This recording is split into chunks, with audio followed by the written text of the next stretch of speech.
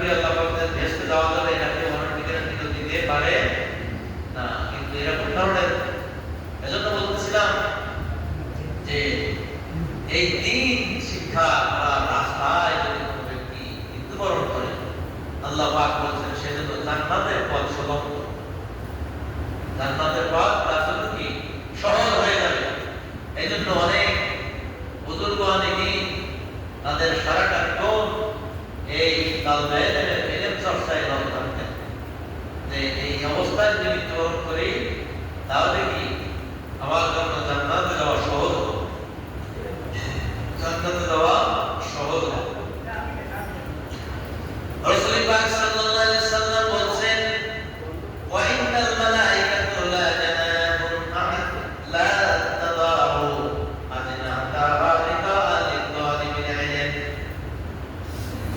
আল্লাহ পাকের ফেরেশতা মওজুদেরা লা তাদাউ বিসায়াদান আজনাহাহা, তাদের রহমতের পাখাগুলো পায়ে বিছিয়ে দেন, রিদাইল লিতালিবিল ইলম, যারা ইলম পথ দিয়ে চলে ওই পথে আল্লাহ পাকের রহমতের ফেরেশতারা তাদের রহমতের পায়ের বিছাই দেন। সেই পায়ের উপরে এই ইলমের দিন তারা শিক্ষা করে, তারা সেই পায়ের উপর দিয়ে তারা চলে। কত অর্জন করেছেন আল্লাহ নবী সাল্লাল্লাহু আলাইহি ওয়াসাল্লাম বলেন, শুধু তাই নয়, যারা আইন অনুসরণ করার জন্য আল্লাহর রাস্তায় চলেন, আস্তাগফিরুল্লাহু মান ফিস সামাওয়াতি ওয়া মান ফিল আরদ, আসমান এবং জমিনের মধ্যে যা কিছু আছে প্রত্যেকই সৃষ্টি তাদের জন্য ইস্তেগফার করে, বলেন সুবহানাল্লাহ।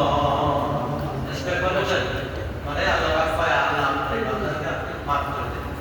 এবার তা আপনার দিন শিক্ষার জন্য চলতেছে, আল্লাহ আপনার পথেই আছে, এই জন্য বান্দাদেরকে আপনি মাফ করে দেন। এভাবেই হাদিসটা ভিতরে আরো অনেক লম্বা আছে। তো যা বলছিলাম যে এই ইলমের মর্যাদা সম্পর্কে আরেকটা হাদিসের ভিতরে রাসূল পাক সাল্লাল্লাহু আলাইহি ওয়াসাল্লাম বলেছেন, তুদারিসুল ইলমি সাআতা মিনাল লাইল, কোন ব্যক্তি যদি ইলমে দ্বীন শিক্ষার জন্য রাত্রিতে জাগে 1 ঘন্টা রাত্রে যদি অধ্যয়ন করে, কয় ঘন্টা? সাআতা মানে 1 ঘন্টা, সাআতা 1 ঘন্টা যদি সে ইলম অনুসরণের জন্য সময় ব্যয় করে, মিনাল্লাহ রাত্র থেকে, তারটা রাত্র অন্তত 7-8 ঘন্টা 9 ঘন্টা, আর সে বেশনা আমরা যারা ঘুমাই 6 ঘন্টা তো ঘুমাই নাকি, সুস্থ মানুষ 6 ঘন্টা তো ঘুমাই, এরপর আমরা ফজর উঠতে নাকি।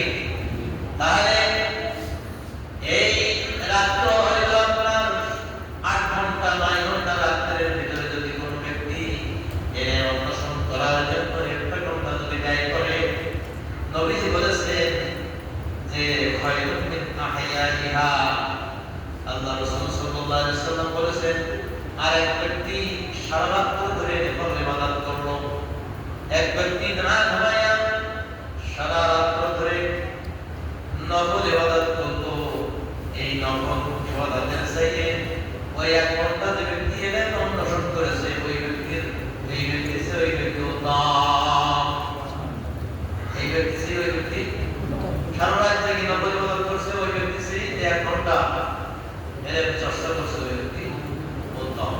হযরত সাল্লাল্লাহু আলাইহি ওয়াসাল্লাম মসজিদে নববীর ভিতরে ঢুকলেন, দেখলেন 2 ব্যক্তি, এক ব্যক্তি আল্লাহ পাকের জিকিরে